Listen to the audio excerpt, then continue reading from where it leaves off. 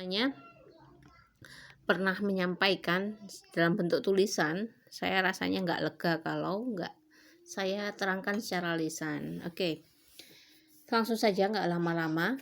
Bismillahirrahmanirrahim. Ya, maratibu alfadhu ta'dil. Jadi tingkatan-tingkatan lafaz ta'dil. Yang pertama, ya, al-awwal ma dalla 'alal mubalaghah fit tawsik. Yang menunjukkan mubalaghah itu berlebihan, ya. Yang berlebihan fit tawsik dalam mensikohkan. Jadi penilaian yang memberikan kesan sangat dalam sikohkan. Au kana ala wazni af'al, atau dengan menggunakan wazan af'al, misalnya ausak atqon. Nah, itu kan menggunakan wazan af'al, maka itu termasuk grade yang paling tinggi dalam lafaz ta'dil. Wahia, dan lafaz yang seperti ini arfa'ul maratib, merupakan tingkatan yang paling tinggi. Mislu, contohnya, fulan ilaihil muntaha fit tasbit. Ya, fulan itu kepadanya lah puncak kesikohan, ya. Seperti itu. Kalau sudah menunjukkan puncak paling, ya, itu berarti menunjukkan bahwasanya dia tuh masuk derajat ta'dil yang paling tinggi. Atau misalnya seperti ini, tidak menggunakan wazan af'al atau ilaihi muntaha tasbit, ya, misalnya seperti itu. Au la a'rifu lahu nadhiran, atau ya kalimatnya begini, saya tidak mengetahui dia memiliki nadhiran, tandingan, fid dunya, di dunia. Jadi dia udah nggak ada tandingannya. Kalau kayak gitu tandanya udah pol-polan itu mentasbitkannya, ya. Au fulan asbatun nas, atau fulan merupakan manusia yang paling subut, ya. Subut itu apa? Sikoh dan adil, ya. Au alsaqul khalq, makhluk yang paling sikoh. Atau ausaku man adraktu minal bashar, atau orang yang paling sikoh yang saya ketahui dari manusia. Ini grade yang paling tinggi. Otomatis, ya, ketika satu hadis perawinya itu misalnya semuanya memiliki grade penilaian bagus seperti ini, maka dia posisinya akan jauh lebih kuat daripada hadis yang lain yang mana penilaian terhadap perawinya tidak setinggi ini secara sanad, ya. Summa, ya, grade yang kedua, mata akada bisifatin au sifataini, ya, yang diyakinkan atau ditetapkan, atau bahasa Indonesianya yang pas, bisifatin dengan satu sifat, au sifataini, atau dengan dua sifat, min sifat tausik, dari sifat-sifat pensikohan. Mislu, contohnya, sikotun, ya, ada dua kali pengulangan. Ini artinya sikoh, sikoh. Nah, atau sikotun subut. Nah, ada dua kata sifat yang menunjukkan sikoh, ini juga menunjukkan sikoh, yang jumlahnya murakkab. Ini ada takkid kalau kayak gini. Udah sikoh subut. Nah, ya, sabat hujjah. Nah, seperti ini juga termasuk grade 2. Au sikotun ma'mun. Ini kan ada sifat 2. Au sikotun hafiz. Nah, kayak gini. Ini juga masuk grade 2. Kemudian grade yang ketiga, ya, summa madala ala tausik min ghairi takkid. Kemudian yang menunjukkan pada kesikohan tanpa menggunakan takkid. Mislu, contohnya, sikotun, gitu saja, hujatun atau subutun, au ka'annahu mushafun. Nah, ini kan sifat mentakdilkan, mensikohkan, tapi tidak menggunakan takkid. Au adlun dhabitun, ya, adlun dhabitun, karena adil itu belum tentu dhabit, ya, dia bukan takkid. Jadi dia masuk grade 3. Kemudian grade yang keempat adalah tingkatan keempat, ya. Summa madalla ala ta'dil. Kemudian yang menunjukkan pada ta'dil min duni isy'ari bidhabti, tanpa ada sense, ya, atau rasa bahwasanya itu menunjukkan kedhobitan, ya. Yang tidak menunjukkan kedhobitan tapi juga tidak menunjukkan jarah, ya. Dia menunjukkan keadilan saja tapi tidak menunjukkan kedhobitan. Mislu, contohnya soduk, dipercaya. Nah, ini masuk grade 4. Au mahalluhus sidq, dia posisinya jujur. Au la ba'sa bihi, ya. Ya, nggak apa-apa sih gitu, ya. Ini kalau menurut inda ghairi Ibnu Ma'in, ya, menurut selain Ibnu Ma'in. Fa inna la ba'sa bihi, kalimat la ba'sa bihi, la ba'sa itu ya nggak apa-apa sih gitu kan.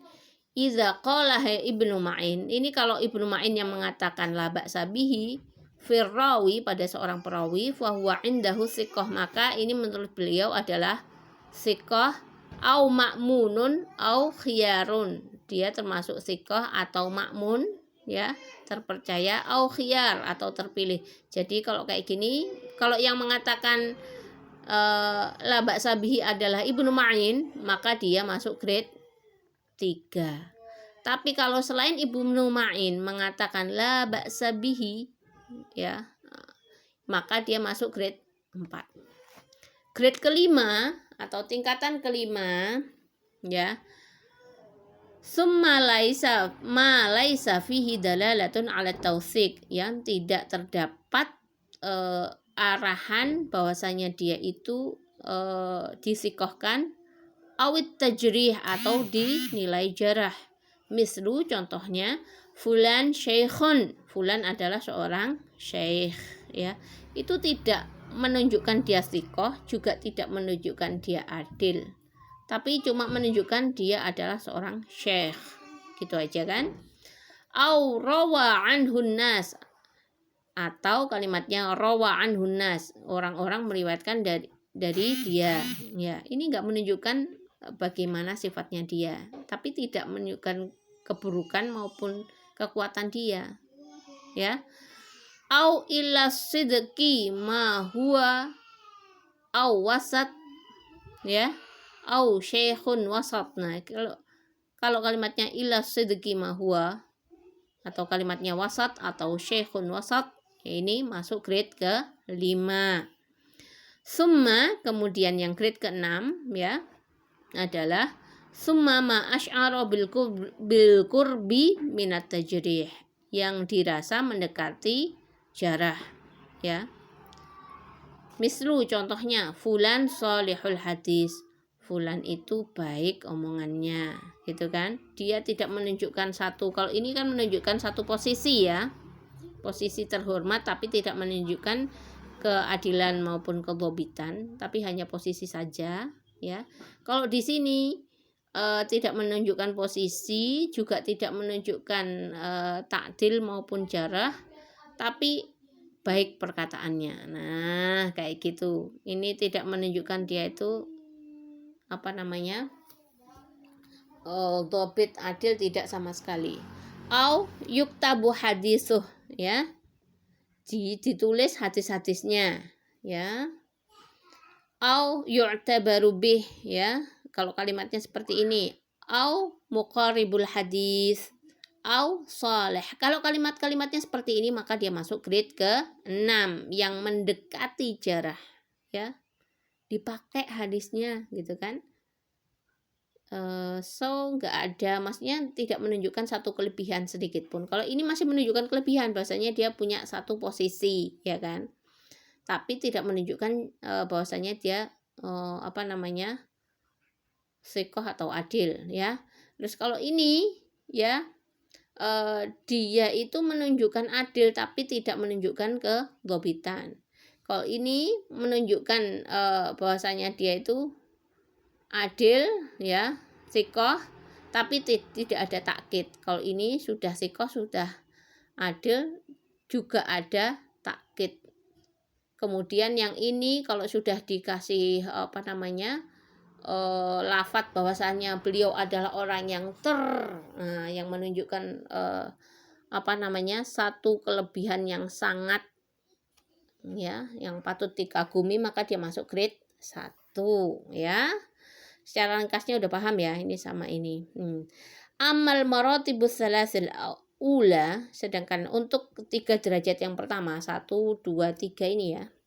Nah, fayuhtaju bi ahliya, maka hadisnya bisa dijadikan hujjah. Wa in kana ba'dhum aqwa min ba'd, meskipun sebagian dari mereka lebih kuat daripada yang lain ya.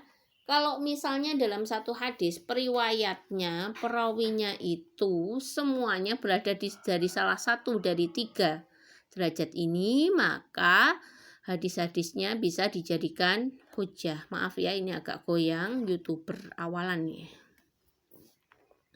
Maaf ya kalau agak goyang sedikit.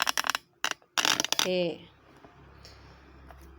Wa ammal martabatani rabi'ah wal khamisah, sedangkan 2 grade atau 2 tingkatan, yang keempat, yang kelima, fala yuhtaju bi ahlihima, maka tidak bisa dijadikan hujjah bi ahlihima, dengan orang-orang yang seperti ini. Kalau cuma ada yang keempat sama kelima, ini tidak bisa dijadikan hujjah. Walakin, akan tetapi, yuktabu hadisuhum, ditulis hadisnya ya. Terus wa yukhtabar, dan kemudian diperiksa, diteliti apanya, kedhobitannya. Caranya bagaimana ini untuk meneliti ini ya? Jadi hadisnya orang-orang yang diriwayatkan oleh yang nomor 4 dan 5 ini akhirnya harus dibandingkan dengan hadis-hadis yang diriwayatkan oleh orang-orang yang grade-nya lebih tinggi di tingkat 1, 2, atau 3 tadi ya. Jika ternyata hadis yang diriwayatkan orang yang di grade 4 dan 5 itu ternyata sesuai dengan hadis yang diriwayatkan oleh yang lebih sikoh dari mereka, maka bisa dipakai hujjah. Tapi kalau ternyata tidak, maka tidak bisa dijadikan hujjah. Wa in kana ahlul martabatil khamisah, meskipun ahlul martabatil khamisah ya, penduduk, kok masa penduduk ya, pokoknya yang berada di grade kelima, duna ahlil martabatir rabi'ah, tidak setinggi orang yang berada di grade 4. Wa amma ahlul martabatis sadisah, sedangkan yang berada di posisi ke-6, fala yuhtaju bi ahliha, maka tidak bisa dijadikan hujjah. Walakin, akan tetapi, yuktabu hadisahum, hadisnya itu tetap bisa ditulis ya, lil i'tibari faqat, untuk dijadikan i'tibar saja, tapi bukan untuk dijadikan hujjah ya. Dunal ikhtibar, tanpa kita perlu teliti. Jadi kalau grade-nya 6 itu tidak bisa kita jadikan hujjah. Anyway, tidak bisa jadikan hujjah tanpa perlu kita teliti. Tapi kalau yang di grade 4 dan 5 itu perlu kita teliti. Ketika dia tidak menyalahi hadis-hadis orang yang lebih sikoh dengan dia, maka dia bisa dijadikan hujjah. Oke? Paham sampai di sini? Ya. Terus, kenapa sih yang nomor 6 ini tidak perlu tidak perlu kita uji, langsung kita bilang tidak perlu dijadikan hujjah?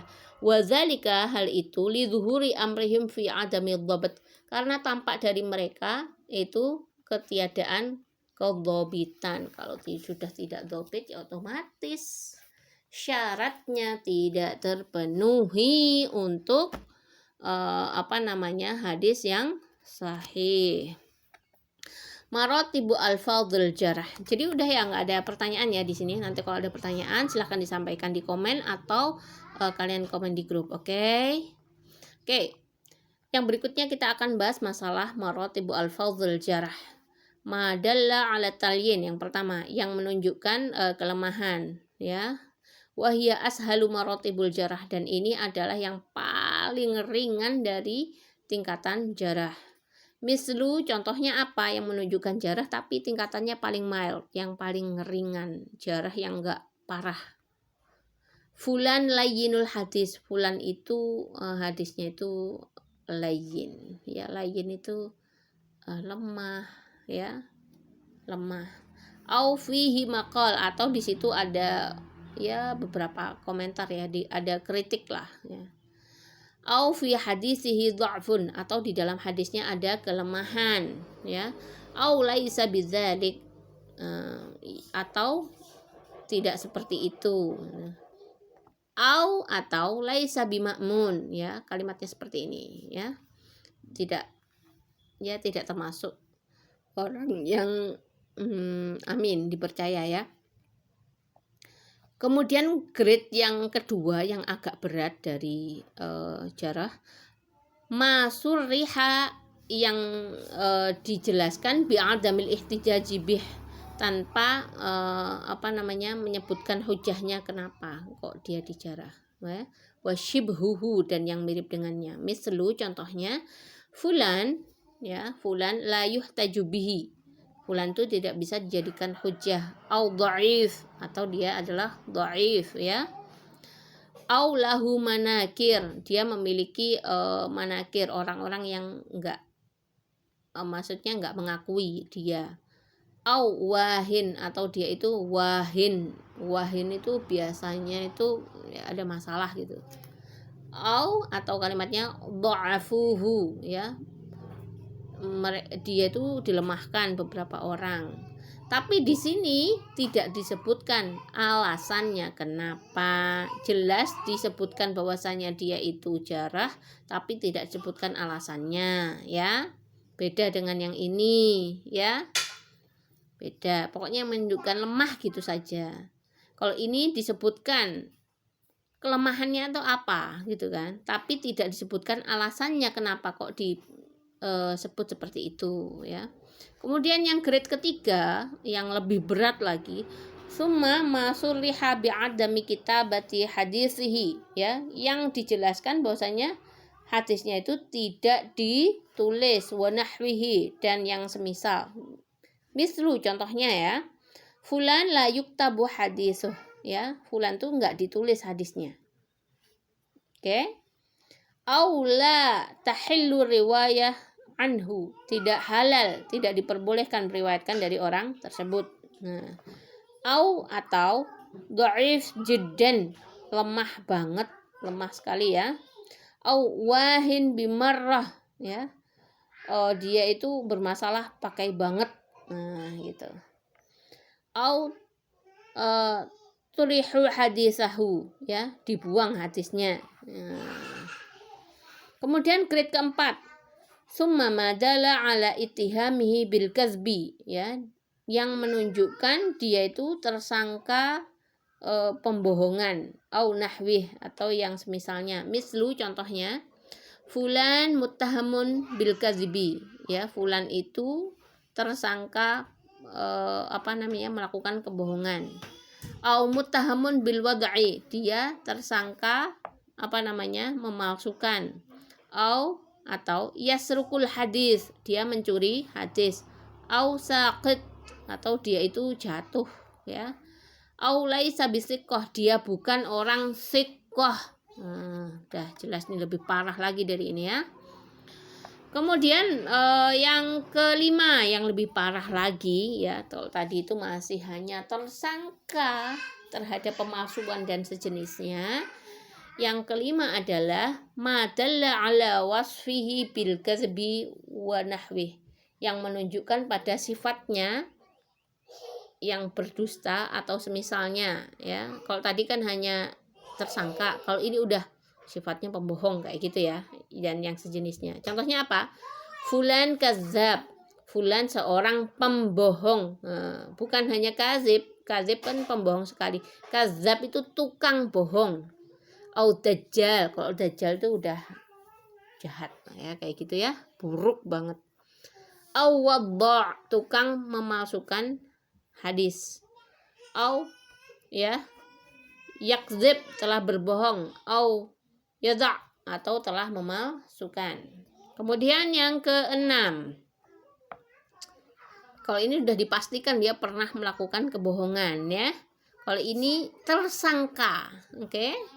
Nah, grade yang keenam, yang parahnya melebihi yang keenam, madalla 'alal mubalaghah fil kadzibi, yang menunjukkan berlebihan dalam berbohong, wa nahwih, dan semacamnya. Wahya aswa umaratibul jarh, dan ini yang paling buruk alias paling parah dari tingkatan-tingkatan jarah. Mislu, contohnya ya, fulan akzabun nas, fulan adalah orang yang paling berbohongnya manusia. Gimana paling berbohongnya manusia? Manusia yang paling berbohong. Apa kayak gitu ya bahasa Indonesianya ya? Au ilaihil muntaha fil kadzibi, dia itu pol-polnya atau top-topnya orang yang berbohong ya. Au huwa ruknul kadzibi, dia adalah rukun itu bagian dari kebohongan. Udah, dia itu nggak bisa dipisahkan dari kebohongan, kayak gitu ya. Atau huwa ma'danul kadzibi, dia itu udah pusat kebohongan, kayak gitu ya, tempat kebohongan ya. Au ilaihil muntaha fil wad'i, dia itu udah pol-polan dalam memalsukan. Nah, ini udah yang banget ya. Maka hukmu hadhil maratib, hukumnya apa? Nah, amma ahlul martabataini al-ula wa tsaniyah, hukumnya kalau yang derajat pertama dan kedua dari jarah ya, fa innahu la yuhtaju bi hadisihin tab'an, tentunya hadisnya tidak bisa dijadikan hujjah. Lakin akan tetapi yuktabu hadisuhum, hadisnya tetap ditulis lil i'tibari faqat, untuk dijadikan i'tibar saja. Wa in kana, meskipun ahlul martabatis tsaniyah ya, yang posisi kedua, duna ahlul martabatil ula, itu tidak di posisi yang pertama ya, enggak sebanding. Wa ma ahlul maratibil arba'al akhirah, sedangkan yang berada di posisi keempat yang sisanya, ay as-salisah wal rabi'ah wal khamisah was sadisah ya, fala yuhtaju bihadisi, maka hadisnya tidak bisa dijadikan hujjah, wala yuktabu, tidak ditulis, wala yu'tabaru bih, gak bisa diambil ibrohnya ya, tidak bisa jadikan i'tibar.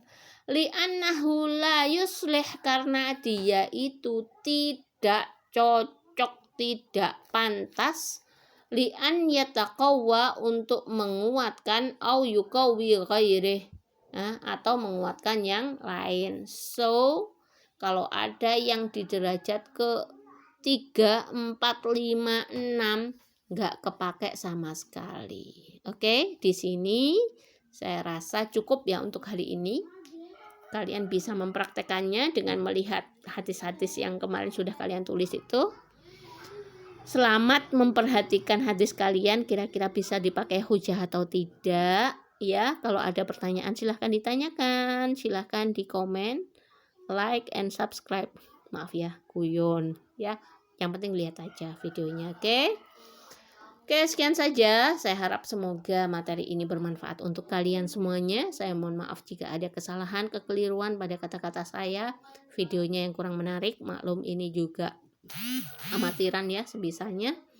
Wabillahi taufik wal hidayah. Wassalamualaikum warahmatullahi wabarakatuh.